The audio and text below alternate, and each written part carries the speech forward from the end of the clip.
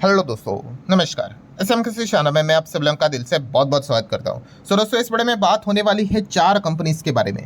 And इनकी खासियत क्या थी? यस, इन सभी कंपनी में आज के दिन हम लोग को गिरावट देखने को मिली और गिरावट के पीछे बहुत बड़े बड़े कारण हैं। तो चले इन चारों कंपनीज को डिटेल में कवर करेंगे। तो स्टार्ट करते हैं सबसे पहले टाटा ग्रुप की दिग्गज कंपनी ट्रेंट लिमिटेड, जो कि अभी इंडेक्स का भी पार्ट है, आप सभी लोगों को पता ही है। ट्रेंट की अगर हम लोग यहाँ पे बात कर ले तो आज के दिन तो धाराशाही हो गया, एक और बार धाराशाही हो गया। 12.5% की गिरावट हमें ट्रेंड में देखने को मिल गई। और इतनी बड़ी गिरावट क्यों देखने को मिल गई? तो उसके पीछे का रीजन है Q1 के अपडेट्स। यस, सो इसके पहले भी हम लोगों ने देखा कि कंपनी ने जब भी Q4, 3, 2 के जब भी अपडेट सामने रखे थे, बाजार ज़्यादा नाराज ही होते हुए देखने को यहाँ पे मिला था। और आज के दिन भी सेम सिनेरियो ही हमें देखने को मिला है। काफ़ी लोग यहाँ पे शॉक हो जाते हैं। शॉक क्यों होते कि सर इतने बढ़िया ग्रोथ तो दिखाई है, पर जैसे मैंने बहुत बार आपको समझाया है कि मार्केट का एक अपना क्या होता है, यस, अनुमान होता है, एस्टिमेट होते हैं। उसके अगर नीचे भी रहेगा तो भी मतलब क्या है, वो गिरावट यहाँ पे हमें देखने को मिल जाती है। और एग्जैक्टली वापस ट्रेंड को लेकर यही चीज़ हुई है। मतलब आप देख सकते हो, ट्रेंड ने बताया कि उनका स्टैंड अलोन रेवेन्यू 5,666 करोड़ हमें देखने को मिला है। बट मार्केट का एक्सपेक्टेशन था लोएस्ट लेवल पे, मतलब एकदम ही खराब अगर ट्रेंड परफॉर्मेंस दिखाता है तो 5,760 करोड़ हो सकता है। मतलब रफली 100 करोड़ का डिफरेंस आया, वो भी एकदम लोएस्ट लेवल की बात करें। और हाईएस्ट लेवल तो वो 5,850 करोड़ एक्सपेक्ट कर रहा था। मतलब अगर हम यहाँ पे बात करें, रेवेन्यू ग्रोथ कितनी नजर आई? 19%, इतनी कमाल की ग्रोथ है। बट मार्केट कितना एक्सपेक्ट कर रहा था? मार्केट 22 से 23% की रेवेन्यू ग्रोथ एक्सपेक्ट कर रहा था। एक जमाना था ट्रेंड 30, 35, 38, 40% से ग्रो हुआ करता था। ऑब्वियसली चीज़ें सेम नहीं रहती है, ठीक है, बाद में बदल जाती है। बट यस, एक बात है कि उसके बाद ट्रेंड लगातार 20% के नीचे ही ग्रोथ दिखा रहा है। एंड इतना मतलब हम कह सकते हैं कि 19% की ग्रोथ भाई अच्छी होती है, बट फिर भी बाजार का अनुमान क्या है भाई? अभी मतलब एक प्लेयर अगर लगातार सेंचुरी मार ही रहा है, वो 50 मारेगा तो भाई मार्केट उसको नेगेटिव ही रिएक्ट कराएगा। तो यही चीज़ ट्रेंड के साथ लगातार हमें होते हुए देखने को मिली है। देन अगर हम बात कर ले तो नए स्टोर्स का एडिशन भी होता है। तो एक्सपेक्टेशन था कम से कम 15, ज़्यादा से ज़्यादा 25, एक्चुअल में हुआ 20। चलो, जो एक्सपेक्ट किया था वैसे ही। बट फिर भी यहाँ पे हम कह सकते हैं जो एक डिसअपॉइंटमेंट वाला फैक्टर देखने को मिला वो है वेस्ट साइड। वेस्ट साइड को लेकर केवल एक ही स्टोर ऐड किया है। एंड जुडियो की अगर बात कर ले तो जुडियो के 19 स्टोर ऐड होते हुए देखने को मिले हैं। ये भी एक थोड़ा सा, वैसे तो Q1 हल्का ही रहता है इनका, इतना ज़्यादा कोई पावरफुल नहीं रहता। Q4 के साथ कंपेयर मत करना, वो बहुत ही बड़ा डिफरेंस नजर आएगा। बट फिर भी केवल एक स्टोर। लेट्स सी, वैसे तो इन्होंने बहुत सारे बड़े बड़े प्रॉमिस किए हैं कि इस फिनेंशियल ईयर में कुछ 50 से ज़्यादा ये स्टोर यहाँ पे खुलने वाले हैं वेस्ट साइड के। अभी तो एक ही स्टोर नज़र आ रहा है। लेट्स सी, मतलब अगले 3 क्वार्टर में कितने स्टोर्स ये ओपन करेंगे वो देखने वाली बात जरूर रहेगी। प्लस रेवेन्यू पर स्क्वायर फीट, आपको याद होगा इसके पहले भी ट्रेंड जब गिरा था तो उसके पीछे का रीजन ही यही था कि रेवेन्यू पर स्क्वायर फीट लगातार माइनस में जा रहा है। यहाँ पे भी आप देख सकते हैं 12.25% नेगेटिव परफॉर्मेंस हमें देखने को यहाँ पे मिल रहा है। मतलब जितने ज़्यादा ये स्टोर्स यहाँ पे ओपन कर रहे हैं, ठीक है, आपको पता है बहुत सारा रेंट भी देना यहाँ पे पड़ता है और उतनी कमाई भी होनी चाहिए। तो उस हिसाब से भी अगर हम देखें रेवेन्यू पर स्क्वायर फीट के हिसाब से, ऐसा नहीं है कि बस स्टोर ओपन करते जाओ करते जाओ करते जाओ करते जाओ और बाजार इस चीज़ के चलते स्टॉक भागते रहेगा, नहीं। उसके हिसाब से भाई आपको फायदा भी तो होना चाहिए। तो इसलिए आप देख सकते हो कि रेवेन्यू पर स्क्वायर फीट के हिसाब से ये तो डेटा नेगेटिव नजर आ रहा है, 12.25% माइनस में चल रहा है। वैसे तो एक्सपेक्टेड ही था माइनस में ही आएगा, बट यस, ये एक चीज़ हमें और ज़्यादा प्रॉब्लम क्रिएट करते हुए देखने को मिल रही है। मतलब कुल मिला के हम कह सकते हैं ऊपर से अगर आप चीज़ों को जानने की कोशिश करोगे तो आपको बढ़िया ही लगेगा नंबर, बट बाजार क्या सोचता है उस हिसाब से अगर आप कंपेयर करने जाओगे तो फिर हम यहाँ पे कह सकते हैं अनुमान से काफ़ी खराब परफॉर्मेंस देखने को मिला है। ऊपर से आपको लास्ट तो आपको पता ही है, ब्रोकर्स तो आ ही जाते हैं, ठीक है। तो यहाँ पे तो काफ़ी मिक्स रिएक्शन देखने को मिला। कुछ लोगों को लगता है भाई अच्छे है, कुछ लोगों को लगा खराब है, तो अपने अपनी राय यहाँ पे देते रहते हैं। बट कुल मिला के हम कह सकते हैं कि अनुमान से वीक ट्रेंड ने नंबर दिखाए हैं एंड मार्केट का भी रिएक्शन इसीलिए इतना ज़्यादा ब्रूटल देखने को मिला था। ठीक है दोस्तों, ट्रेंड के नंबर की तो बात यहाँ पे हो गई। अब आ जाते हैं कल्याण ज्वेलर्स की ओर। यस, कल्याण ज्वेलर्स की भी अगर हम यहाँ पे बात कर ले तो ये भी आज के दिन 6-7% यहाँ पे टूट गया।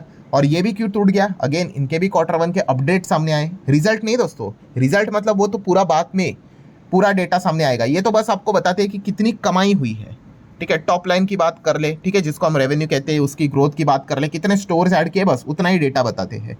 एंड जब पूरे रिजल्ट आते हैं उसमें आपको सब कुछ मिलेगा, कितना खर्चा किया है, देन कितना टैक्स दिया है, अर्निंग्स कितने, ईपीएस एंड ऑल दैट, वो सारी चीज़ें पूरा क्लैरिफिकेशन सामने आ जाता है। सो यहाँ पे अगर बात कर ले तो कल्याण ज्वेलर्स के नंबर्स आए ना दोस्तों, तो मज़ेदार बात ये रही है कि टाइटन के भी नंबर्स आ गए। सो यहाँ पे कंपैरिजन ज़बरदस्त लेवल पे स्टार्ट हो गया। वैसे तो टाइटन एंड कल्याण ज्वेलर्स काफ़ी अंतर है, टाइटन बहुत बड़ी कंपनी है, बट फिर भी दोनों के नंबर एक साथ आए एंड टाइटन के नंबर जैसे आए आप देख सकते हो 2.5% से ज़्यादा टाइटन का शेयर यहाँ पे भाग गया। सो टाइटन के नंबर मार्केट को ज़्यादा इंटरेस्टिंग लगे, ज़्यादा अच्छे लगे as compare to the Kalyan jewellers, और इसी का ही कंपैरिजन आज के दिन स्ट्रीट में हमें देखने को मिला। और हम भी इस वीडियो में कंपैरिजन के साथ ही बात करेंगे कल्याण ज्वेलर्स का डेटा एंड टाइटन का डेटा, इन दोनों को कंपेयर करेंगे Q1 के ही डेटा के हिसाब से। तो आप देख सकते हैं सबसे पहले ओवरऑल जो कंज्यूमर बिजनेस ग्रोथ जो रही है इनकी 38% रही है ईयर ऑन ईयर। वहीं पे टाइटन ने बाजी मार दी दोस्तों, 41% year on year basis growth नजर आ रही है। हाँ, अब टाइटन में देखा गया तो सिर्फ ज्वेलरी वाला बिजनेस नहीं है, और भी बहुत सारे बिजनेसेस रहते हैं, बट मेजर तो टाइटन की पहचान तो तनिष्क की है। देन अगर हम यहाँ पे बात कर ले, आगे बढ़ेंगे तो डोमेस्टिक बिजनेस रेवेन्यू ग्रोथ की अगर बात कर ले तो 38%, इनका 37%, ऑलमोस्ट सेम ही आप ऐसा यहाँ पे कह सकते हो। देन इम्पॉर्टेंट सबसे ज़्यादा कोर ज्वेलरी सेगमेंट के ग्रोथ की अगर बात कर ले तो आप यहाँ पे देख सकते हो कल्याण ज्वेलर्स ने 38% ईयरली जंप दिखाई है, वहीं पे टाइटन ने 39% की जंप दिखाई है। सो टाइटन ने हर एक पैरामीटर पे यहाँ पे कल्याण ज्वेलर को बीट किया। And don't forget Titan size से भी कितनी बड़ी कंपनी है भाई, बड़े कंपनी को ग्रो करना और ज़्यादा मुश्किल हो जाता है, but still somehow they manage. And इसी चीज़ के चलते कल्याण ज्वेलर्स थोड़ा सा हम लोग को आज के दिन दबाव में देखने को मिल गया, वरना उनके भी नंबर्स कोई बुरे नहीं है, बट कंपैरिजन जहाँ पे आ जाता है, और यहाँ पे तो इंटरनेशनल रेवेन्यू ग्रोथ में तो भाई टाइटन ने तो मतलब पूरा पछाड़ी दिया कल्याण को। तो आप देख सकते हैं 35% ईयरली जंप, बट यहाँ पे तो 128%, 125% से ज़्यादा की जंप हमें इंटरनेशनल रेवेन्यू ग्रोथ में टाइटन की नज़र यहाँ पे दिख रही है। एंड देन नए स्टोर्स के एडिशन की अगर बात कर ले तो कल्याण ज्वेलर्स ने कुल मिला के 17 स्टोर्स यहाँ पे ऐड किए हैं, ठीक है, जिसमें से एक्चुअल में उनके 12 स्टोर हम लोग को जो फिजिकल स्टोर्स जो उनके रहते हैं वो नज़र आ जाते हैं। एंड देन कुछ ऑनलाइन भी चीज़ें यहाँ पे चलती रहती है, ठीक है। वहीं पे टाइटन की 77 स्टोर्स आपको नजर आएंगे, बट उसमें से ज्वेलरी वाले कितने, 33, ठीक है। बाकी वो घड़ी की बात कर ले तो 34 स्टोर्स हमें नजर यहाँ पे आ रहे हैं। चलो घड़ी वाला डेटा हटा देते हैं, बट ज्वेलरी वाला कितना है तो वो 33 है, और यहाँ पे अगर आप चेक करोगे तो कितना है 12, एंड बाकी भी पकड़ लो तो भी कितना है 17। सो नए स्टोर्स में भी अगर बात कर ले तो टाइटन ने कल्याण ज्वेलर्स को काफ़ी ईजिली बीट किया है। एंड अब टोटल ग्लोबल स्टोर काउंट कितना हो चुका है कल्याण ज्वेलर्स का, 524। टाइटन तो आप देख ही सकते हो 3680। मैं अगेन कह रहा हूँ कल्याण और टाइटन का डायरेक्टली कंपैरिजन हो ही नहीं सकता, ठीक है। टाइटन बहुत बड़ी कंपनी है, बट फिर भी दोनों के नंबर एक साथ सामने आए। और होता क्या है, जैसे अभी मैंने आपको बताया कि जो बड़ी कंपनी है उससे उम्मीद की जाती है कि हाँ भाई उनके नंबर थोड़े से थकेले रहेंगे, ग्रोथ परसेंटेज वीक रह सकता है थोड़ा बहुत, ठीक है। बट यहाँ पे बड़ी कंपनीज ने ही अच्छे नंबर दिखा दिए छोटी कंपनी से एज कंपेरिजन के हिसाब से मैं बात कर रहा हूँ। एंड वन ऑफ द वही रीज़न है जिस चीज़ के चलते कल्याण ज्वेलर्स में हम लोग को डाउनफॉल देखने को यहाँ पे मिला है। देन दोस्तों आगे बढ़ते हैं MCX BSE। आज ये दोनों कंपनी आपने देखे होंगे 4-4, 5-5% यहाँ पे गिर गए। क्यों?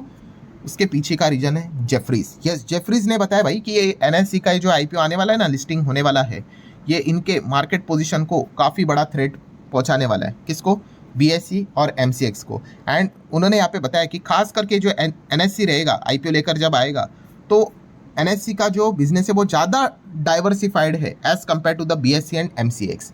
सो देखा गया तो NSE को ज़्यादा एडवांटेज यहाँ पे मिलेगा, ऐसा जेफरीज का यहाँ पे कहना है। और जैसे ही उन्होंने ये रिपोर्ट सामने रख दी तो BSE और MCX में हम लोग को आज के दिन अच्छी खासी गिरावट देखने को मिल गई। ये एक कारण था, प्लस उसी के साथ साथ एक और कारण भी हमें देखने को मिला है। कौन सा? तो आप सभी लोगों को पता ही है कि RBI का नया कैपिटल एक्सपोजर के जो नॉर्म्स है, ठीक है, तो वो 1 जुलाई से लागू होते हुए देखने को यहाँ पे मिल चुके हैं। हम सभी लोगों को पता ही है कि RBI ने जब ये अनाउंस किया था तभी भी इन कंपनीज में गिरावट देखने को मिली थी, और एक और बार इन कंपनीज में गिरावट हुई थी। कब हुई थी? थोड़ा सा चाहो तो वीडियो को 5 सेकंड के लिए पॉज करो और सोच कर देखो, ठीक है। जो शेयर बाजार को बहुत सीरियसली लेकर चलता है उसको इस सवाल का जवाब पता है। चलो मैं बता ही देता हूँ, ठीक है। तो एक और बार गिरावट देखने को मिली थी RBI के MPC की मीटिंग में। यस, जब RBI के MPC की मीटिंग हुई थी तब संजय मल्होत्रा जी, आप सभी लोगों को पता ही है, उनकी प्रेस कॉन्फ्रेंस रहती है, तभी उनको ये सवाल पूछा गया था कि RBI ने जो नया कैपिटल एक्सपोजर नॉर्म का ये जो डिसीजन लिया है क्या वो आगे कुछ पोस्टपोन विस्पोन होगा? तो तभी उन्होंने बताया था नहीं भाई कुछ पोस्टपोन नहीं होने वाला है, 1 जुलाई से ही ये इफेक्टिव होने वाला है। सो आप चाहो तो चेक कर सकते हो, जब एमपीसी की मीटिंग थी तभी भी इनके शेयर में ज़बरदस्त हमें गिरावट देखने को यहाँ पे मिली थी। क्यों, इससे हुआ क्या, तो इस चीज़ के चलते इनके जो ट्रेडिंग वॉल्यूम है उनमें हम लोग को साफ साफ गिरावट देखने को यहाँ पे मिल चुके हैं, वो तो होगा ही होगा। ठीक है, तो इस चीज़ के चलते हम यहाँ पे कह सकते हैं एमसीएक्स एंड बीएससी के शेयर में भी अच्छी खासी गिरावट देखने को यहाँ पे मिली है। सो ठीक है दोस्तों, जितने भी इंपॉर्टेंट यहाँ पे पॉइंट्स थे सारे यहाँ पे कवर कर लिए। वीडियो हेल्पफुल लगा होगा, चाहो तो लाइक एंड शेयर कर सकते हो। मिलते हैं अगले वीडियो में, तब तक के लिए बाय बाय।